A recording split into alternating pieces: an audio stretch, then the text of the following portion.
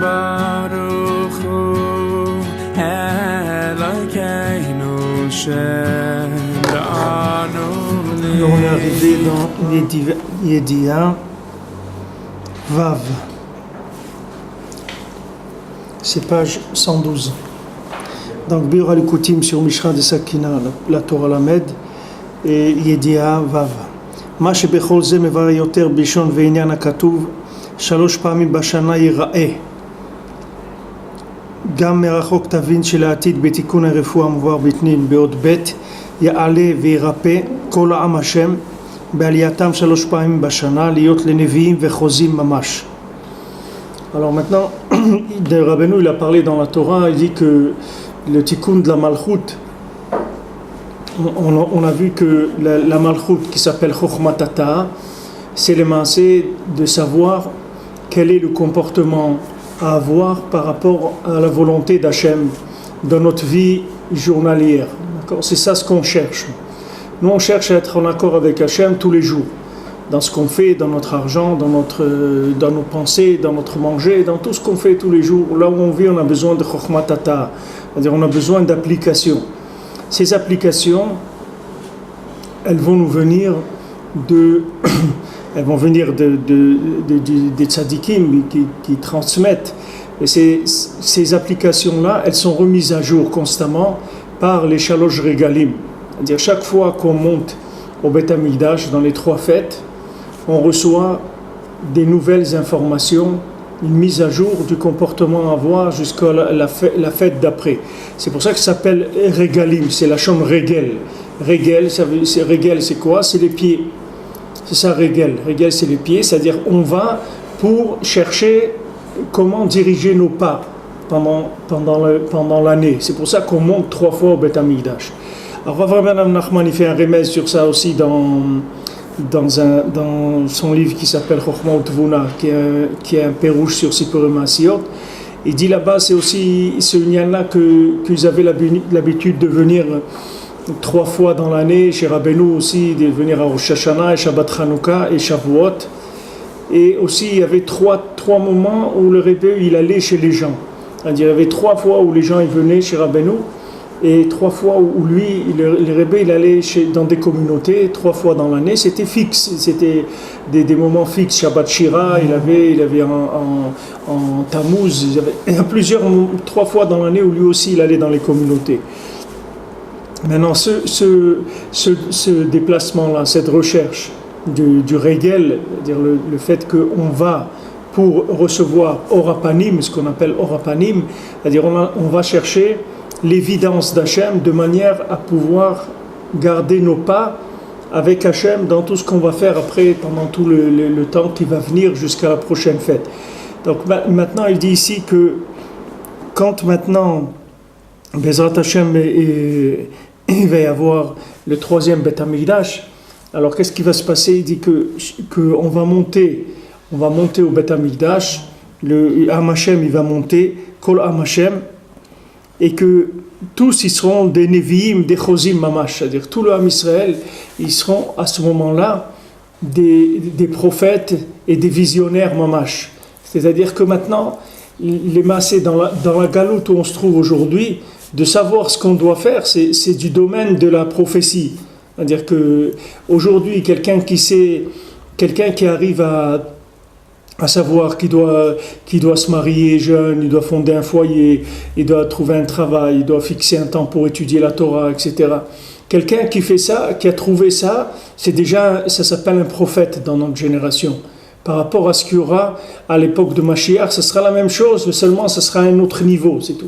Mais aujourd'hui, dans le bilboul qu'il y a dans le monde, aujourd'hui c'est presque, quand vous dites à quelqu'un il a 18 ans, il s'est marié, c'est presque que les gens ils peuvent s'endeuiller sur ça. C'est-à-dire ils disent le pauvre et tout, il n'a même pas profité de la vie, le pauvre, il parle la même chose que vous entendez quelqu'un qui Chazi Shalom, il est mort, c'est la même chose, c'est les mêmes mots. Le pauvre, il n'a rien vu dans sa vie et tout, ça y est, il a été se marier, il va s'enterrer, etc. Voilà les gens, ce qu'ils voient aujourd'hui, comment ils vivent. Alors aujourd'hui, c'est lui qui est arrivé à trouver un petit peu son chemin, C'est ce que me disait quelqu'un de Paris et avant Shabbat. Il m'a dit aujourd'hui, les gens ils sont tellement fous qu'on ne sait pas comment faire. On ne peut pas parler normalement parce que les gens ils nous prennent pour des fous. C'est ce que Rabbeinu l'a dit dans la moisson de la folie. Il dit que si tu parles normalement, alors ils vont te prendre à toi pour un fou. C'est-à-dire si tu ne parles pas leur langage, alors ils vont dire mais c'est eux qui sont fous. Comme il dit, ils sont fous ces Romains. Quand il dit à chaque fois là-bas à Astéris, ils sont fous ces Romains. C'est-à-dire que quelqu'un qui, aujourd'hui, qui veut mener une vie normale, il veut se marier, voilà, il a 18 ans, il cherche à se marier, et il veut fonder un foyer, il veut travailler, étudier un peu la Torah, il veut vivre en Israël. Voilà, s'il veut faire des choses comme ça, il veut la Ouman à Rosh Hashanah et tout. Alors toutes ces choses-là, c'est du domaine de la folie aujourd'hui. C'est-à-dire, c'est plus des choses c'est pas la norme du monde. Donc aujourd'hui, quelqu'un qui a eu le mérite de trouver ça, c'est déjà de la prophétie, c'est déjà un visionnaire, quelqu'un qui a même si lui, il n'est pas un visionnaire, mais au moins il a vu qu'il y avait d'autres qui étaient des visionnaires et il les a écoutés. C'est déjà quelque chose aussi, même si lui, il n'est pas arrivé à comprendre tellement pourquoi, mais le fait qu'il se soumet et qu'il le fait, c'est déjà un très grand mérite. Mais en tout cas, cette vision-là, à l'époque de Mashiach, ça va donner des Nevi'im et des Chosim Mamash, c'est-à-dire des gens qui vont Mamash parler le langage d'Hachem, la parole d'Hachem qui va être dans leur bouche. Aujourd'hui, ça correspond à des choses simples comme ça. Comme il a dit Rabbeinu qu'il va venir un moment où un juif kasher, simple, il sera un chidouche comme le Baal Shem Tov à son époque. Vous voyez le niveau du Baal Shem Tov à son époque. Un juif pachout, kasher, ça sera la même chose que le Baal Shem Tov à son époque. Tellement que le monde va devenir fou, et tellement que les gens ils sont fous, que maintenant quelqu'un qui veut vivre normalement, il va falloir qu'il se batte pour ça. C'est-à-dire que ça ne va pas être évident. Alors qu'avant, oui, avant c'était accepté, il n'y avait pas de problème. Qu'un jeune qui se marie, qui fonde un foyer, etc.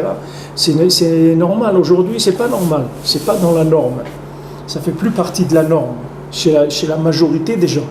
C'est déjà du domaine de la folie parce que les gens disent mais attends, tu peux profiter, tu peux consommer, etc. Pourquoi tu vas rentrer là-dedans? Pourquoi tu vas déjà t'enfermer, etc. Ils ne comprennent pas quelle est cette réaction. On lui dit que maintenant les shalosh pa'amim qu'on va monter, shalosh regalim, chaque fois qu'on va aller pour chercher les maasés, le chemin pour nos pas pendant l'année, ces trois moments-là, on va renouveler notre vision des choses pour faire une mise au point par rapport à Kadosh Baruch Hu, par rapport aux applications, à ce que Hachem il attend de nous. À chaque fois, ça se renouvelle. C'est pas quelque chose qui va rester figé tout le temps. Notre vie, elle va se renouveler. Chacun, sa place, elle va changer, elle va se raffiner, etc. Donc, il a besoin de nouvelles informations, nouvelles indications à chaque fois. Yediya Zain dit שגם לפי הידיעה דלת הנ"ל יש להתפלא קצת במה שנמצא לכאורה סתירה בדבריו קדושים לפי הנ"ל. Il dit d'après ce qu'on a dit dans l'Yediya Dalet,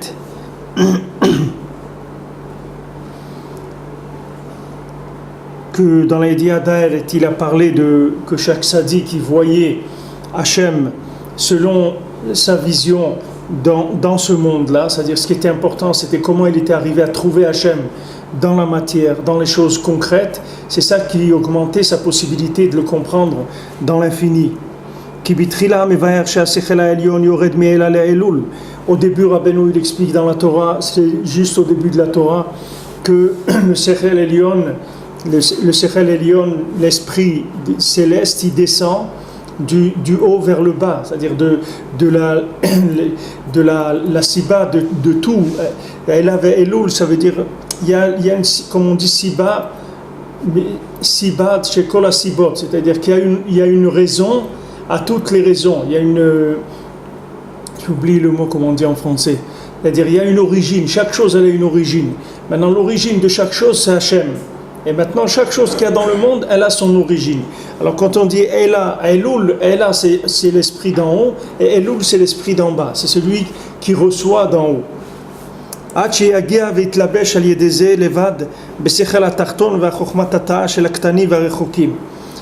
Jusqu'à que le fait que maintenant, d'en haut, il va descendre par ça simplement, C'est-à-dire uniquement ça, ça va faire que l'esprit d'en haut, il va s'habiller dans l'esprit d'en bas. Et après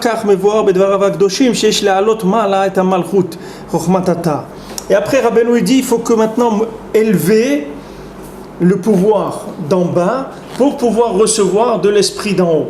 Alors il dit, il y a un peu une contradiction le Chaora, parce que a priori on comprend quoi? Que l'esprit d'en haut, il descend toujours vers le bas. Donc l'esprit d'en haut, il va atteindre les niveaux inférieurs. Et d'un autre côté, Rabbeinu il dit, il faut que le niveau inférieur, il cherche à recevoir l'esprit des niveaux supérieurs pour pouvoir le recevoir. Donc on voit que ce n'est pas quelque chose qui se fait automatiquement. Il y a une action d'en bas à faire pour déclencher ce qui doit venir d'en haut. Comme on a dit pour la voix, il faut faire une voix en bas, qui est un appel à Hachem, en disant à Hachem, voilà, je cherche ma place, j'ai pas de place, de manière à ce que, en cherchant ma place, je vais déclencher la voix d'Hachem qui va me dire, moi aussi j'ai pas de maison, moi aussi j'ai pas de place dans le monde. Il n'y a pas que toi qui a pas de place. Donc on voit qu'il y a un éveil d'en bas par rapport à en haut. On voit quelque chose qui est une notion qui est comme ça.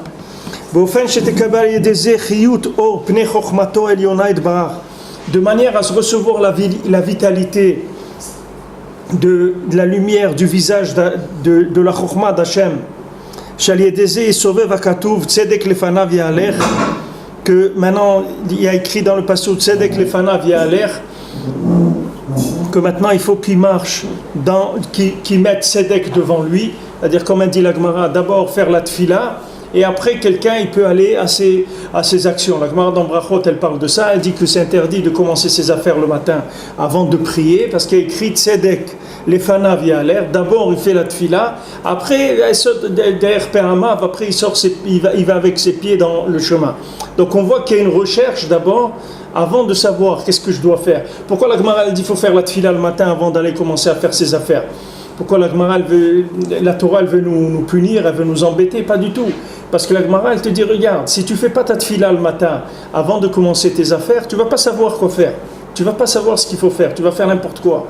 Tu as besoin d'abord de faire un appel vers le haut avec ta prière, de manière à ce que tu vas recevoir des indications après quand tu vas aller sur le chemin pour savoir quel chemin tu dois prendre, quelles affaires tu dois faire, comment tu dois te comporter, etc. אבל מרחוק תביט ותראה בעניין הכתוב 3 פעמים בשנה ייראה הנ"ל. Mais de loin tu peux voir ce qui est écrit dans le passage que 3 fois par an ייראה, c'est-à-dire tous tes mal ils vont se faire voir au Beth Amikdash, c'est-à-dire ייראה, c'est-à-dire on veut te voir là-bas. שזה וזה מוכר בתיקון נפשות המלכות, que maintenant c'est l'un et l'autre on en a besoin pour le tikkun de la malchut. Chez Israël ketiv yirae betikkun habatayn ve'taruta diltata, que pour Israël c'est écrit qui va être vu par quoi? Par batayn et taruta diltata, c'est-à-dire par la batayn, la pupille de l'œil qui s'appelle l'éveil d'en bas. Vekarinyan yirae, et ça s'appelle yirae, c'est-à-dire que il va être vu, mais elle a les elul, c'est-à-dire qu'il va être vu d'en haut. Misechel elyon le sechel tarton, du sechel d'en haut vers le sechel d'en bas. Tachlit akatan ve'arachok chez Israël, jusqu'au plus petit, au plus éloigné du Ham Israël. Vekasher nivae bekolze le kama b'yedia ancham. Et comme il va expliquer plus loin, dans une autre yedia, plus loin, il dit d'aller voir, on va avoir plus loin. Alors la question qu'il a dit, bon, j'ai expliqué, la question elle est simple. Est-ce que maintenant, ce système-là de transmission de la chokhma d'en haut vers le bas, elle est automatique?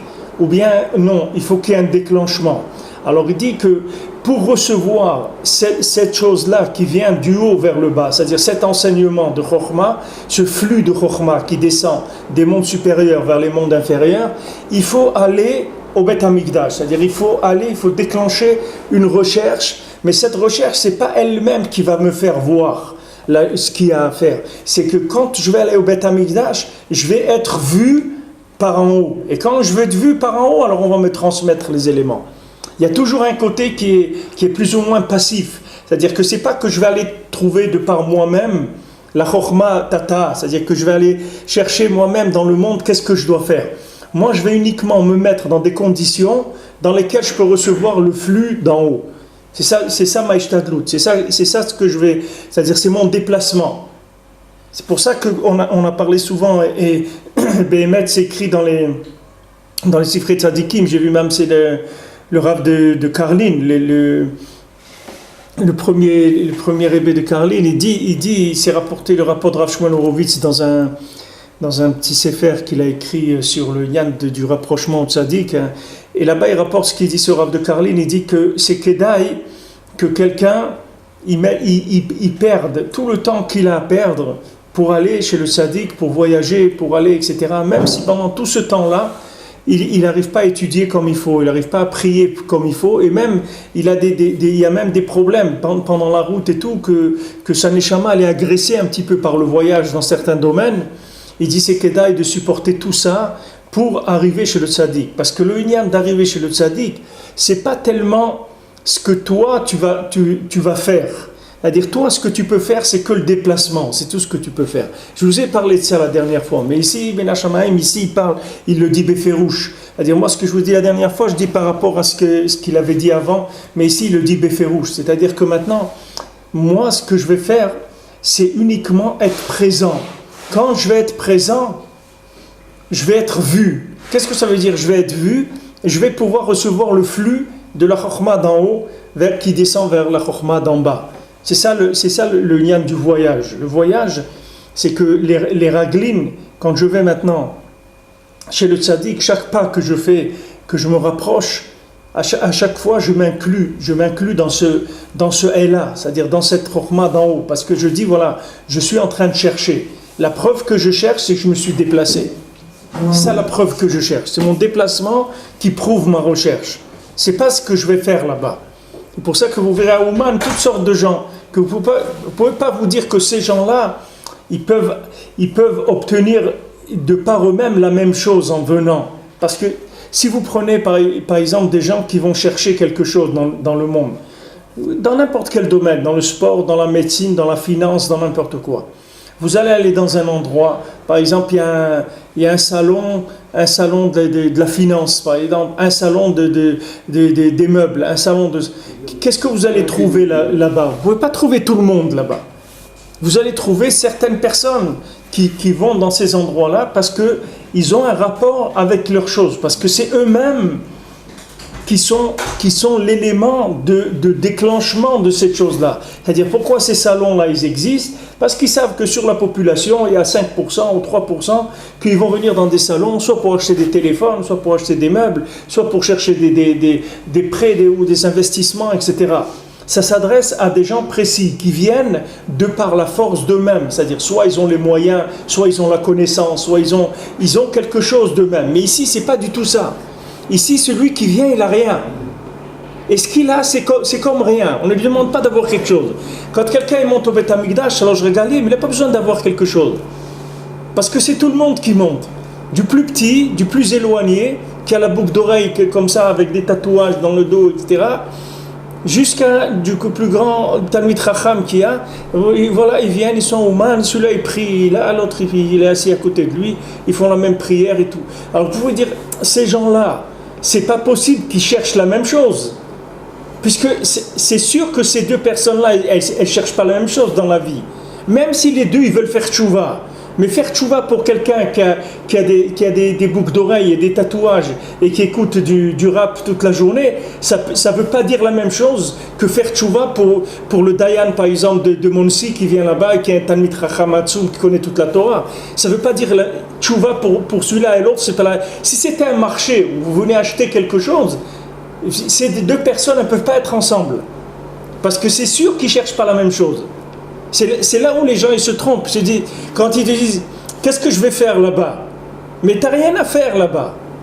Toi, tu dois être vu, c'est tout. Tu dois être présent. Du moment où tu es présent, tu reçois le flux d'en haut. Là où tu te trouves, c'est pas important. Que tu sois un débutant en mamash, que tu sois avant même d'avoir débuté, que tu sois en salle d'attente pour débuter, ou que tu sois dans le plus grand niveau qui existe dans la génération, ça ne change rien. Tu as besoin d'un flux de renouvellement pour trouver tes pas dans l'année, qu'est-ce que tu vas faire cette année dans Avodat Hashem. Peu importe ton niveau. Donc ça, c'est la preuve que la personne, elle ne vient pas d'après ses critères à elle. Parce que ces critères à elle, il n'y a aucune raison. Normalement, d'ailleurs, c'est ça qu'il y a eu chez les religieux au début. Ils pensaient que Ouman, que Ouman Rosh Hashanah, Rabbi Nachman, c'est pour eux, c'est les religieux. C'est les religieux qui ont Ouman Rosh Hashanah, c'est tout. Combien il y en avait? 2000, 3000, 4000, ok. D'un coup, il va arriver des milliers de gens, que c'est des gens là-bas qui ne font même pas Shabbat. Il y en a le deuxième jour de Rosh Hashanah l'après-midi, ils prennent déjà la valise, ils commencent à prendre des taxis, ils s'en vont. C'est encore le Yom Tov. Ils sont déjà l'après-midi, ils sont en bas avec la valise déjà, en train d'attendre le transport. Donc vous voyez que quelqu'un qui vient là-bas qui fait la fête comme ça, ou bien ils prennent la douche, ils sont dans les douches. Ils crient pourquoi il n'y a pas l'eau chaude le jour de Yom Tov, ils sont avec le shampoing en train de chanter dans la douche et tout. Et ils disent mais pourquoi il n'y a pas d'eau chaude et tout, bon ça fait rien, allez, on fait avec l'eau froide, et ils se lavent et ils chantent et tout, mais ils ne savent pas que c'est assourd de se laver. Ils sont pas, vous ne pouvez pas dire que cette personne-là, elle vient chercher la même chose qu'un Talmid Chacham, c'est pas possible. Alors les gens ils disent mais ils n'ont rien à faire ensemble ces gens-là, mais non, c'est que eux, il n'y a personne qui fait rien du tout. Lui, uniquement, il vient pour être vu, c'est tout. Il a besoin d'être vu à ce moment-là. Quand il est vu à ce moment-là, il reçoit le flux d'en haut. Et ce flux-là, il va le sortir de là où il est, n'importe quel niveau où il se trouve. N'importe quel niveau où il se trouve, il va voir le panim d'Hachem, c'est-à-dire il va voir ce que Hachem il attend de lui, quel pas il attend de lui pendant l'année. C'est ça qu'il vient chercher surtout. C'est pas lui ce qui l'amène. Alors ça c'est important, c'est très important de savoir cette chose-là. C'est quelque chose qui est très très important et qui répond à beaucoup de questions qu'on peut avoir sur soi-même et sur les autres. Parce que chacun, quand il arrive quelque part, il aimerait bien une homogénéité dans ce qui se passe. Il aimerait bien que ça soit un peu homogène.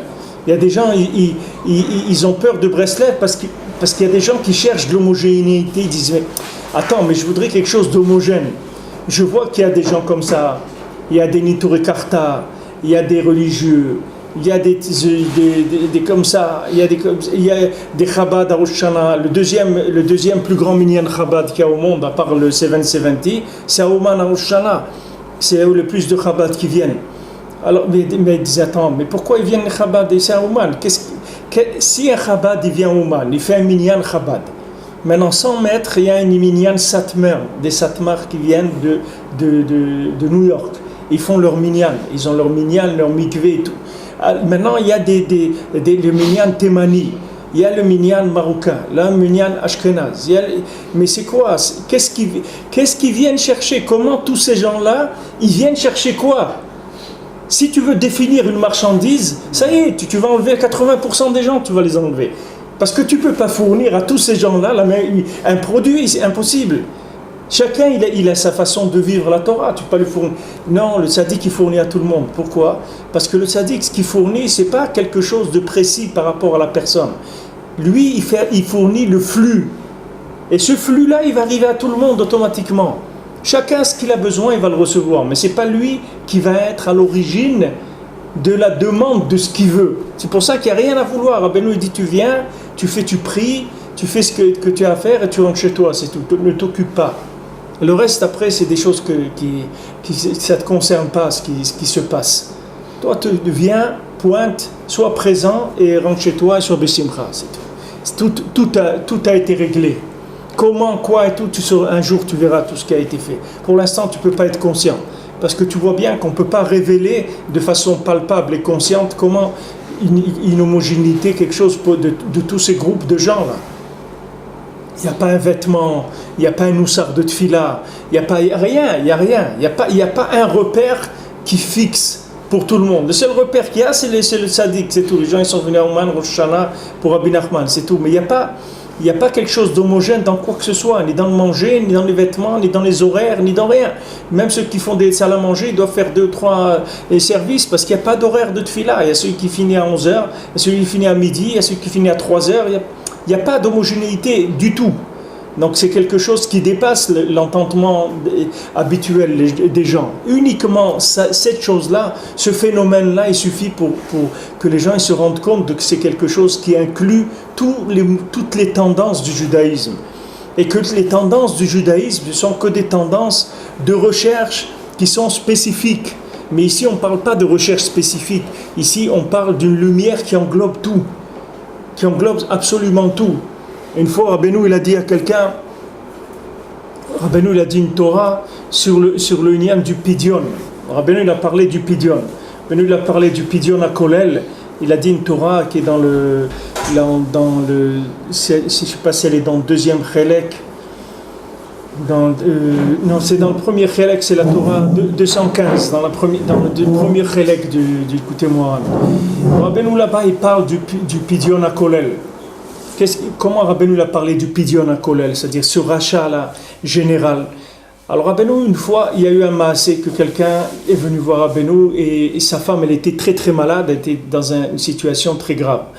Alors Rabbeinu lui a dit, va cours tout de suite, amène-moi un sac de pièces. Alors il a amené un sac de pièces à Rabbeinu. Rabbeinu, il a pris 24 pièces. Et avec ces 24 pièces, il a adouci les 24 tribunaux qu'il y avait en haut. Et après, il y a eu un miracle. La dame, elle a guéri et elle s'en est sortie. Après, il lui a rendu tout ce qu'il... Il a dit de prendre que les 24 pièces, de donner à manger aux pauvres, etc. Et le reste de l'argent, il lui a rendu. Alors après, Rabbeinu, il a parlé avec lui, c'était un grand Talmid Chacham, cet homme-là qui avait sa femme très malade. C'était un des grands élèves de Rabbeinu. Alors après, le Rebbe, il a parlé avec lui, il a dit, je ne comprends pas comment des tzadikim, ils font le pidyon. Alors il lui a donné un exemple, il lui a dit, regarde, si maintenant quelqu'un il a un problème dans un tribunal, il lui a dit à Kiev par exemple. Il dit, s'il envoie quelqu'un avec une procuration ou il veut payer quelque chose dans un tribunal de Tcherkass, par exemple, dans une autre ville complètement. Il dit, qu'est-ce qu'il peut faire là-bas? C'est pas là-bas qu'il est jugé. Le dossier, il est dans le tribunal de Kiev, il n'est pas à Tcherkass. Alors Rabbeinu dit, il y a 24 Batedinim, il y a 24 tribunaux en haut. Comment quelqu'un il peut faire un pidyon comme ça? Parce que pour faire un pidyon, il faut que tu saches dans quel des 24 tribunaux il est le dossier. Sinon, ça ne sert à rien le pidyon que tu es en train de faire. Tu es en train de faire un pidyon de quoi? Tu es en train de racheter quelqu'un, mais où tu le rachètes? Dans quoi? Et Rabbeinu, dans cette sikha après, il a été mégalé cette Torah-là, 215 dans le Likutei Moharan, où il parle du pidyon à Kolel. C'est-à-dire qu'il a découvert qu'il y a un pidyon, que ce pidyon, ce rachat-là, il rachète les 24 batedinim. C'est-à-dire qu'on peut adoucir une xéra, même si elle est déjà passée par les 24 batedinim. Même si les 24 tribunaux ils ont condamné, il y a un pidyon qui rachète les 24 tribunaux. Donc avec ça, il y a de quoi être bessimcha. Maintenant, quelqu'un il vient à Ouman Rosh Hashanah, qu'est-ce qu'il sait lui? Qu'est-ce qui se passe avec lui? Quelqu'un il sait s'il est jugé où, quoi, comment, sur quoi? On ne sait rien, nous on ne sait rien du tout. On ne sait rien, nous on va bepchitout, on ne sait rien du tout. Ce qu'on sait, c'est qu'à cet endroit-là, à ce moment-là, il se passe une descente d'un flux de chokhmah, que ce flux-là, il va alimenter la personne de manière à ce qu'elle puisse faire ce qu'elle a à faire pendant l'année. Elle va voir ses pas qui vont être dirigés. Parce qu'il va recevoir une chokhmah. À chaque fois, savoir qu'est-ce qu'il faut faire. Dans chaque situation, comment agir, où je dois mettre les pieds, mais pas dans quoi je dois les faire. C'est pour ça qu'il dit tzedek lefanav. Il y a l'air d'abord tzedek, d'abord tu fais la tfila, c'est-à-dire d'abord tu rentres dans la emuna. Ici d'abord tu fais d'abord Reshit Hashana, d'abord Reshit Shana, d'abord le Rosh Shana. Et après, après tu vas avoir les yeux d'Hachem qui vont être avec toi toute l'année, tu vas être dans l'Ashgacha pratit tout le temps. Même le Inyan d'Eretz Israël, Rabbeinu l'explique là-bas, dans une autre Torah, ce même principe, mais dans un autre Inyan d'Eretz Israël, c'est la Torah même, dans le deuxième Chelek du Likutei Moharan, où Rabbeinu il parle là-bas du Inyan que toute la vision de l'Ashgacha pratit sur Eretz Israël, elle vient de ça, elle vient du Rosh Hashanah. C'est-à-dire comment Mereshit Shana adra acharit Shana. Ene Hashem Elokecha ba Mereshit Shana ad acharit Shana. Depuis le Reshit Shana, qui est le Rosh Hashanah, depuis là, il commence l'Ashgacha pratit sur Eretz Israël. C'est-à-dire qu'on fait descendre un flux de Chokhmah, qu'en Eretz Israël, c'est là où ça se trouve le plus, que tu vas sentir la présence d'Hachem dans chacun de tes pas. Tu vas voir comment Hachem il est à côté de toi, mamash. Dans tout ce que tu vas faire, quand tu dois le faire, il va te pousser un peu. Quand tu ne dois pas le faire, il va te retenir. Tu vas voir que tu vas être pris en charge tout le temps dans ce que tu fais. Ça vient du Reshit Hashana. Alors ce principe-là, que maintenant, ce qu'on va au Beth Amikdash pour chercher à être vu. C'est pas pour voir quelque chose. Toi, tu vas rien voir du tout. Yera'eh, shalosh pa'amim bashana yera'eh kol rezechurecha. Qu'est-ce qu'il va être vu? C'est-à-dire la mitzvah, peut-être tu amènes un korban reïa. Qu'est-ce que c'est korban reïa? Qu'est-ce que tu as vu, toi, pour amener un korban de ce que j'ai vu? Non, un korban que je suis vu. Quand je suis vu, ça veut dire que maintenant, le fait qu'on me voit, c'est ça qui va permettre à moi de voir. C'est ça qui va permettre à moi de voir. Et même dans les chokhmot, les gens ils disent, dans la sociologie, et tout, ils disent que c'est qu'un homme, il se voit comme les gens, ils le voient. C'est comme ça que quelqu'un, il se voit. Pourquoi on dit que c'est Tov, Shem, Mishemen Tov? Pourquoi c'est un Shem Tov? C'est valable. C'est très valable. Mais la Torah, elle te dit qu'avoir un bon Shem, c'est très valable. Parce que quelqu'un qui a un bon Shem, ce Shem qu'il a, il va le rendre. Il va le rendre quelqu'un de bien. Parce qu'il a un bon nom. Même s'il n'est pas bien. Même si les khatrila, il ne correspond pas au nom qu'il a. Mais le nom, il va le faire devenir. Parce qu'un homme, il est le regard d'autrui. Ça n'existe pas quelqu'un qui dit moi, tout ce que les gens ils pensent de moi, l'oir patli. Pourquoi la halakha, elle parle des dizaines et dizaines de fois de Maritaïn? Pourquoi la Torah, elle vous dit Maritaïn? Il ne faut pas faire ça à cause de Maritaïn.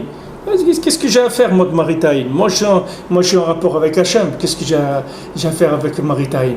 Une fois, il y avait Ravari Shapira, la Vachalom, il était venu à Aix-les-Bains. Il avait fait une dracha le Shabbat à Souda Shlichit dans la synagogue de la ville, et avant de commencer la dracha, bon, c'était un homme qui était très très messoudar comme ça, et on lui a dit qu'il fallait parler, je sais pas, 20 minutes ou 30 minutes, donc il a mis sa montre devant lui et pour parler le temps qu'il fallait parler. Alors avant de commencer à parler, il a dit Veitem lekrim Bene Hashem ve Adam, vous serez propre, c'est-à-dire qu'on n'ait pas de question d'Hachem et des Bnei Adam aussi. Il dit la montre, ne croyez pas que j'ai porté la montre de Shabbat. La montre, je l'ai laissée à la synagogue avant Shabbat parce que je savais que je devais parler. J'avais besoin de voir l'heure. Pourquoi il a besoin de dire ça? Lui, il n'a pas porté sa montre. Lui, il sait très bien ce qu'il fait. Lui, il a laissé la montre, il a caché avant Shabbat parce qu'il ne porte pas la montre Shabbat. C'est un endroit où on ne peut pas porter, il n'y a pas de roues. Donc, qu'est-ce qu'il a besoin de dire? Pas du tout. Parce que si maintenant des gens, même si c'est un Ben Adam Gadol, et Dieu sait si c'était un Ben Adam Gadol Meod, un Ben Adam très très grand, mais il doit faire attention à la vue des autres. Parce que la vue des autres, elle va lui faire quelque chose. Que tout le principe de Haïnara, je vous l'ai dit l'autre fois, c'est ça. C'est-à-dire quand on voit quelqu'un mal, alors ça fait du mal. Il faut pas dire c'est rien. Juste tellement que Rabbeinu il dit, je vous dis dans le Torah Nun Dalet, que si quelqu'un il voit que tout le monde le voit mal et il n'arrive pas à se débarrasser de ça, il vaut mieux qu'il change de vie. Parce qu'il ne va pas pouvoir tenir. Si tout le monde le voit tordu, il ne va pas pouvoir tenir. Il faut qu'il change de makom. Ce makom, il n'est pas bien pour lui. Parce que la vue des gens, ça transforme la personne. Donc ce principe-là, qu'on va au Beth Amikdash pour se faire voir par Hachem, c'est pour se faire mettre à jour par rapport à la connexion Hachem pour toute l'année. C'est ça qu'on va faire. On va chercher Shalosh Regalim, on va chercher nos pas. C'est-à-dire c'est ça qu'on va prendre. On va prendre une vue d'Hachem sur nous-mêmes qui va nous donner notre façon de voir. Comme Hachem il va nous voir, alors c'est comme ça qu'on va voir. Pourquoi Rabbeinu dit Azamra, regarde le bien chez la personne? Quand Rabbeinu insiste tellement sur la Torah d'Azamra, regarde le bien en toi. Voilà, Rabbi Nathan il dit le matin avant de commencer à prier, il faut que tu trouves un point positif en toi. Sinon tu ne peux pas prier. Comment tu vas prier? C'est très difficile de prier. Bien sûr, de dire les mots comme ça, ou de dire n'importe comment la tfila, c'est sûr que tu peux faire. Mais de prier mamash, tu ne peux pas prier si tu n'as pas de simra, si tu n'as pas de vitalité. Comment tu vas avoir de la vitalité? D'abord, tu vas chercher un point positif en toi. Cherche quelque chose de bien qui va te donner, qui va te renforcer. À partir de là, tu vas partir avec un élan positif. La même chose, on a vu Rabbi Nathan, il dit ici, dans l'alakha qu'on avait vu, Chot Nezikin, alakha Dalet, que maintenant, quelqu'un, pourquoi la vera de la shonara elle est tellement grave? Parce que quelqu'un il a fait la shonara, ça veut dire qu'il n'a pas trouvé de bien dans la personne. Il a trouvé que du mal, il commence à parler du mal de l'autre. Il dit, mais tu n'as pas trouvé quelque chose de bien chez cette personne-là? Qu'est-ce que tu parles du mal? Tu n'as pas trouvé quelque chose de bien? C'est pour ça que c'est grave. C'est considéré comme toutes les avérotes chez Torah. Pourquoi? Parce que quand tu vas faire de la shonara sur quelqu'un, quand tu vas voir le mal chez l'autre, tu vas le rendre mal. Ne crois pas que c'est gratuit. Pourquoi la shonara c'est très grave? Parce que tu vas le rendre mal, la personne. Tu vois des conséquences pratiques qui se voient dans le monde. Voilà des gens qui m'ont parlé il y a quelque temps. Ils ont fait un shidour, ils ont fait les shidours et ils se sont rencontrés, un garçon, une fille, les parents, tout, Mazal Tov, ils ont fait et tout. Et quelques semaines après, les parents de la fille, ils appellent pour dire on s'excuse et tout, on veut pas continuer, tout ça. Bon, ils ont arrêté.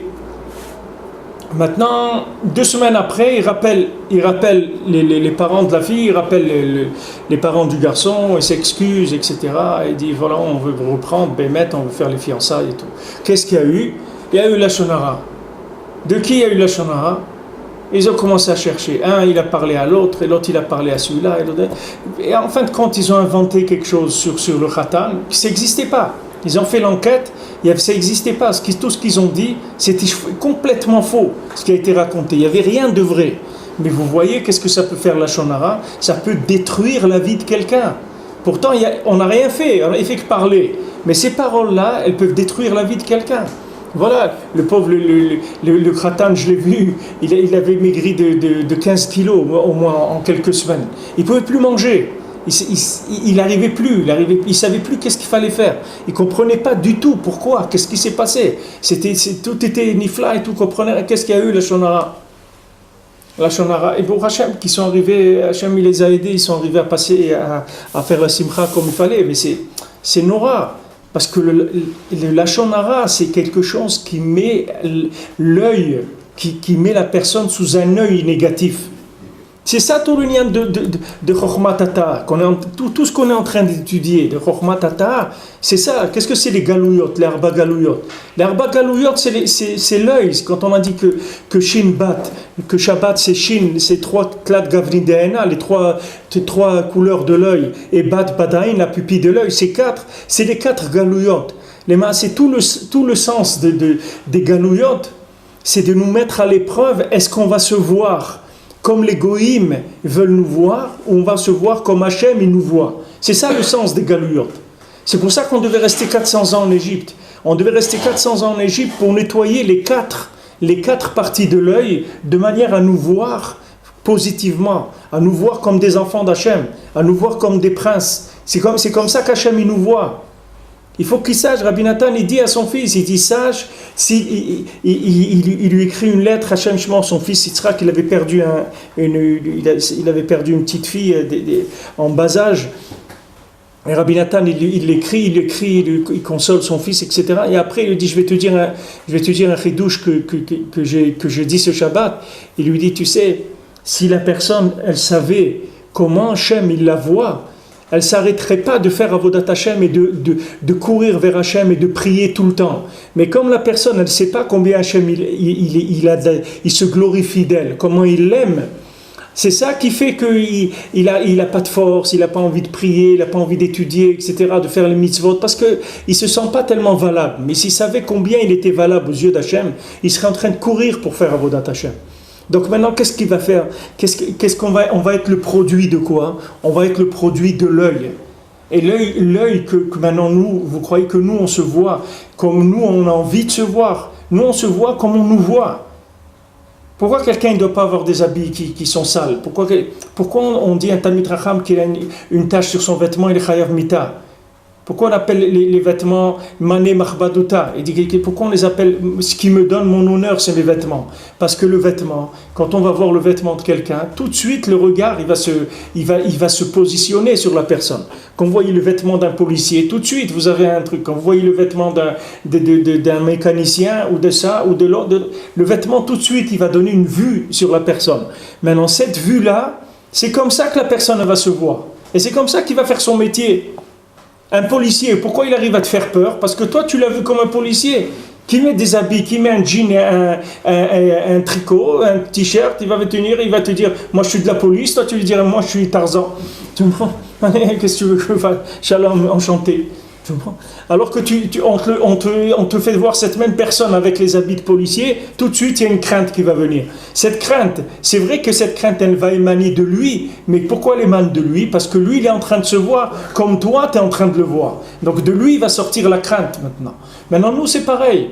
Si on nous voit positivement, alors on va se voir positivement et on va faire des choses bien et on va avancer. Et si on nous prend pour des nuls, des incapables, des gens qui sont pas motivés du tout, eh ben on va être comme ça. Même si on a n'importe quoi de tov à l'intérieur. Donc il y a un art pour faire sortir le bien qu'il y a dans la personne. Le tzaddik, il dit là-bas dans la Torah, c'est un ouman, c'est une oumanout, c'est un artiste. C'est un artiste, un artisan qui sait faire sortir le bien qu'il y a dans la personne. C'est ça la chokhmatata. Tout ce qu'on est en train de chercher là, dans cette Torah, de chokhmatata, c'est ça. C'est d'arriver à prendre conscience qu'on est des enfants d'Hachem et qu'on a été choisi par Hachem, qu'on est un peuple élu d'Hachem. Et que maintenant, comme disait Rav Chaim Shalom, noblesse oblige, c'est-à-dire que le fait qu'on a été élu, on est obligé de se comporter avec une certaine noblesse. On ne peut pas se comporter comme d'autres. Comme quand Shimon et Lévi, ils ont tué Shrem, la ville de Shrem. Jacob, il dit, c'est pas de chez moi ça. Ça, vous avez pris de votre oncle Esav. C'est pas chez moi. Moi, je réagis pas comme ça. Moi, c'est pas ma façon de voir les choses. Moi, je vois pas la vie comme ça. Ça veut dire que maintenant, en fréquentant des galouillottes, et on est passé par des galouillottes. Vous voyez pas, c'est des nissim qu'aujourd'hui, on arrive encore à trouver un point positif en nous. C'est des nissim. On est passé par tous les fumiers qui peuvent exister dans le monde. On est passé par les plus grands films d'horreur qui peuvent exister dans l'humanité. On nous a traités de tout. On est passé par tout ce qui peut tordre un individu dans le monde. Et regardez les rachamim d'Akadosh Baruch Hu, que Adayom Azeh, Hachem il nous a laissé qu'on est là et qu'on a envie et qu'on aime et qu'on a envie d'avoir des enfants, de les faire grandir et on est joyeux, on est impressionné par le Tov et on aime la Torah, on aime le Kotel, on aime l'homme Israël. Tout ça c'est des matanotes, il ne faut pas croire que c'est quelque chose, logiquement ça ne devrait pas exister. C'est impossible que vous fassiez passer un peuple 2000 ans dans des façons de voir qui sont complètement opposées et qu'après 2000 ans il reste encore des façons qui viennent d'avant 2000 ans, que ces gens-là ils sont en train de vivre avec des choses qui sont encore d'avant, ça n'existe pas dans le monde, c'est quelque chose qui n'existe pas. Prenez n'importe quelle chose, vous allez voir que ce qui reste ça a été complètement revu, adapté, conditionné, n'importe quoi. Prenez la musique chez les goïms, prenez la peinture chez les goïms, prenez la littérature, la philosophie, tout ce que vous voulez, la médecine, n'importe quel chokhma, vous allez voir que tout ce qui est il y a 2000 ans, ça n'existe plus du tout, Birlal. Nous, on est là avec des valeurs qui viennent de avant 2000 ans. Des valeurs qui viennent avant le Khorban Bet Hamikdash, on est en train de vivre avec des choses comme ça. C'est un chesed nifla, gadol meod. Vous voyez le koar de l'infini qu'Hachem il a mis dans chaque juif, qu'il peut passer à travers le temps, il peut passer par des machines à laver. C'est pas des machines à laver, c'est des machines à salir par lesquelles on est passé, qui sont les galouillots. Passer 4 machines à laver, des machines à salir qui nous ont sali notre cerveau, qui nous ont sali notre vue. Parce qu'on ne te donne pas le choix. Quand tu vas dans une galoute, on te dit, monsieur, vous choisissez ça, ou ça, ou ça, ou ça. Vous êtes commerçant, ou vous êtes profession libérale, ou vous êtes artiste, ou vous êtes ça, ou ça. C'est tout, il n'y a pas autre chose. Il dit, maman, je ne veux pas tout ça, moi je veux autre chose que tout ça. Il dit, monsieur, ça, ou c'est l'asile psychiatrique, ou la prison, vous choisissez. Il n'y a que ça, c'est tout, il n'y a rien d'autre chez nous. Il dit oui mais moi la Torah et tout. Ah c'est quoi la Torah? Ah une religion, pas de problème, on a pour les religions aussi. Venez, alors vous avez religion, voilà maintenant ils sont en train de faire à Paris un truc où il y a 3 ou 4 religions ensemble. Il y a la synagogue avec les trucs, les bouddhistes, les bouddheurs, les trucs, tous ils sont dans le même truc. Les hindous, les musulmans, les crétins, tous dans le même système. Dans le même binyan, ils sont en train de faire ça à Paris. C'est-à-dire, il va y avoir dans le truc un rabbin, un de l'autre, un de ci, un de ça. Il dit, voilà, il n'y a pas de problème. Regardez les juifs. Ils sont très bien. Ouais, au moins, il y a je crois qu'il y a 4 religions là-bas. Il dit voilà, les juifs. Mais nous, on aime beaucoup les juifs. Il n'y a pas de problème. Voilà, ou ça, c'est tout. Il dit non, moi je veux pas tout ça. Il dit ah, monsieur, ça marche pas. Choisissez parce que il faut que tu te vois comme eux, ils veulent te voir. Eux, religieux, ça veut dire une chose. Donc voilà comment il faut être si tu es religieux. C'est tout. Il n'y a pas d'autre possibilité. C'est ça qu'elles ont fait les galouillottes, qu'elles ont rendu les gens fous. Alors maintenant, tu verras dans le Ham Israël, toujours cette lutte-là. Est-ce que maintenant les gens, ils ont donné plus d'importance au respect de la nation dans laquelle ils vivent ou au respect de leur judaïsme? Où ils ont donné le plus de coefficients? Est-ce que le judaïsme il va dépasser les valeurs sociales ou morales même de la nation dans laquelle ils vivent ou non? C'est ça qui va être une lutte permanente chez les gens. Quand le Khatam Sofer, quand ils ont donné en Hongrie la nationalité hongroise aux Juifs, le Khatam Sofer il a pleuré. Alors ils lui ont dit Rabbi, pourquoi vous pleurez? On va avoir la nationalité hongroise, on va avoir tous les trucs normaux, des avantages, les soins, etc. On pourra exercer les professions libérales, tout ça. Il a dit je pleure parce qu'il leur a dit, je vous donne un exemple, une fois, il y a un roi, il a envoyé son fils dans une île déserte pour le punir. Et toutes les semaines, il lui envoyait un colis là-bas pour qu'il ait de quoi manger. Et un jour, il envoie un bateau avec des gens qui sont venus lui construire un palais. Ils lui ont dit, qu'est-ce que vous venez faire ici? Il dit, on est venu te construire un palais, c'est ton père qui nous a envoyé. Alors là, il s'est mis à pleurer. Il lui dit, pourquoi tu pleures? Il dit, je pleure parce que chaque semaine, quand mon père il m'envoyait un colis, je me disais, c'est la dernière semaine, ça y est, je rentre à la maison. Mais si mon père maintenant il vous a envoyé pour me construire un palais, ça veut dire que je vais rester très longtemps ici. Il dit, ça c'est la même chose. Il dit, tant qu'on n'avait pas la nationalité hongroise, ça veut dire qu'on allait partir. Un jour, ça y est, Mashiach, il vient, on s'en va. C'était une situation comme ça, précaire, donc on n'a pas vraiment de carte d'identité, ni de statut social, ni etc. Mais maintenant qu'on a tout ça, ça veut dire qu'on est parti pour un bon moment. Ça veut dire quoi? Ça veut dire que maintenant, quand il y a tous les statuts sociaux et les trucs et tout, ça veut dire on va nous voir, on veut nous voir comme des citoyens, comme tous les citoyens. On veut que vous soyez comme tout le monde. On veut vous voir comme tout le monde. Et on ne sait pas que c'est ça qui va détruire la personne. Qu'on va la voir comme tout le monde. Parce qu'il n'est pas comme tout le monde. Il n'est pas comme tout le monde. Dire non monsieur, je suis juif. Il dit alors qu'est-ce que ça veut dire juif? Juif ça veut dire que maintenant, moi j'appartiens à Hachem. Hachem, je fais partie du peuple de Dieu. Et non une façon d'être et de vivre et de nous comporter qui est par rapport à Dieu. On n'a rien à voir avec les nations. On n'a rien à voir. Nous, on a notre façon d'être. Et on doit se voir comme Hachem, il nous voit. C'est ça qu'on va chercher, c'est ça la Reïa. C'est ça le Korban Reïa, c'est ça C'est ça que tous tes mâles, tous tes garçons, ils doivent être vus par Hachem. Pourquoi? Parce que quand Hachem il va te voir, alors toi tu vas te voir comme Hachem il te voit. Et c'est ça qui va te rendre juif. Ce qui va te rendre juif, c'est quand tu es vu par Hachem. Sa façon de te voir, c'est ça qui va te faire à toi te voir comme il faut. Et cette façon c'est pour ça qu'on a besoin tout le temps de mettre à jour. Puisque maintenant, du moment où on est venu être vu par Hachem, au moment où on va venir pour une autre fois, il s'est passé du temps. Pendant tout ce temps-là, qu'est-ce qui s'est passé? On est en galoute. Tous les jours, on nous téléphone. On nous dit, voilà, monsieur un tel, truc, ça. Uniquement comme on nous parle, on nous prend déjà pour un certain type de personnes. Voilà, il y a des gens, ils appellent, ils disent ah vous avez internet et trucs. Bon, alors, voilà, je vous propose on a là des émissions de télévision, on vous donne, c'est gratuit pendant le premier mois et après maintenant je vous fais vraiment une offre exceptionnelle.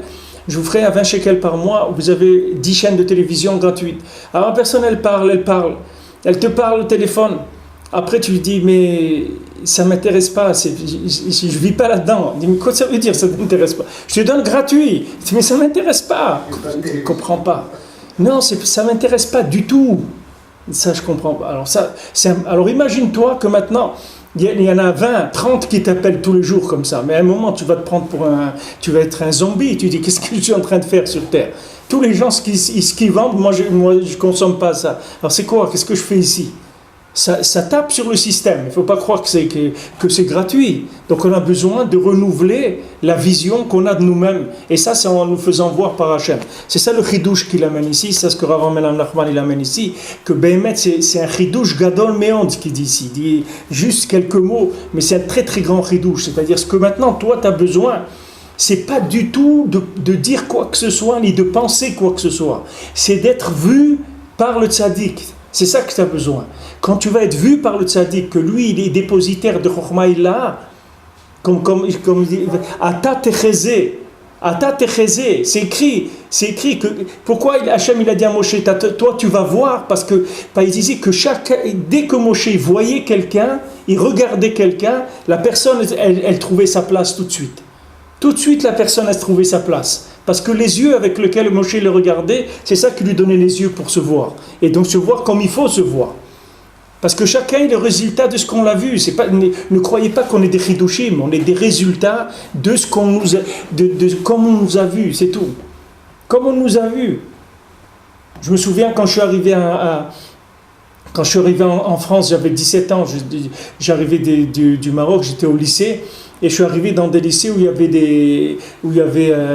de la politique, c'est-à-dire il y avait des guerres, mamache, ils se frappaient, mais c'était très violent, quoi. C'était des choses, moi je connaissais pas ça du tout. Je voyais des affrontements avec la police, des trucs terribles, des manifestations, moi je connaissais pas ça du tout. Alors, en classe, je sais pas, quelqu'un m'a demandé, dans la classe, et à un moment il m'a dit... je sais pas, il m'a dit, je sais pas, je lui dis, je suis juif. Il me dit, passionniste, hein, j'espère. Je comprenais pas, je savais pas qu'est-ce que ça voulait dire. Pourquoi maintenant je lui dis juif, tout de suite il réagit, il me dit, passionniste, hein, j'espère. Je comprenais pas, je sais pas qu'est-ce qu'il fallait dire, mais en tout cas, ça m'est rentré dans la tête, je devais faire attention que de pas dire sioniste ou un truc, parce que c'était un lycée de gauchistes. Il fallait pas parler. Bon, ça y est, même si tu joues un jeu, c'est-à-dire que tu dis non, au fond de moi je sais où je suis. Mais maintenant, par rapport à mais combien tu vas faire, sur combien de choses et combien de temps tu vas faire. Et puis à la fin, si tu deviens un clown, parce que les masses, c'est ce que tu es. Tu deviens quoi? Un maran? T'as plus de retirer. Où tu vas te retirer? Tu vas te retirer dans quoi? Quand tu prends la douche, c'est là où tu vas être toi-même. Quand est-ce que où tu vas être toi-même? Puisqu'à chaque fois, tu sais que celui-là, il attend de toi que tu parles comme ça. Sinon, il va pas t'accepter. Dans ton travail, tu dois être comme ça. Là, tu dois être comme... Maintenant, mais dans tout ça, maintenant, quand tu as pris tous ces déguisements, tu dois être juif, mais pas sioniste. Tu dois être comme ça, mais pas comme ça. Tu dois être ça. Mais maintenant, après que tu as fait tout ça, tu as joué tout ça pendant des heures et des heures. Maintenant, qu'est-ce qui reste du bonhomme? Il reste rien du tout. Il reste rien du tout, il reste un pauvre type qui est malheureux, ils l'ont tellement habillé avec des choses qu'il ne sait plus quoi faire. Ça c'est un chidouche gadol ce qu'il dit ici, c'est que Behemet, ce qu'on a besoin c'est d'être vu par le tzaddik. Et cette vision que le tzaddik va avoir de nous, c'est ça les yeux qu'il va nous donner, c'est ça l'itratchout qu'on va avoir. C'est ça l'itratchout des mochines, c'est-à-dire qu'on va pouvoir se voir enfin comme on est Behemet, sans avoir peur. Sans avoir peur, sans s'inquiéter. Être comme je suis, Behemet. Ça, il va me le donner, le tzaddik, par le fait qu'il va me regarder. C'est ça le Korban Re'iyah, que je monte au Beth Amikdash, où je vais chez le tzaddik à Hoshana, pour que le tzaddik il me regarde. Et quand le tzaddik il va me regarder, il va me donner ma place. C'est ça le Melamed dont il parle au début de la Torah, que le Melamed Hagoun, le grand Melamed, le grand Rav, c'est-à-dire celui qui sait enseigner, les Maasé, c'est celui qui sait donner à chacun la vision de lui-même. C'est ça qui s'appelle le Melamed. C'est que la personne, elle se voit, elle sait tout de suite qu'est-ce qu'elle est capable de faire. Comment elle n'a pas de bilboulim. Vous voyez combien des gens ils ont des bilboulim. Ils étudient 2-3 heures par jour. Ils disent ouais, mais c'est rien, des 3 heures par jour. Qu'est-ce que c'est? Il y a des gens ils étudient 20 heures par jour. Mais qui est-ce qui t'a dit toi? Tu n'es pas des gens toi.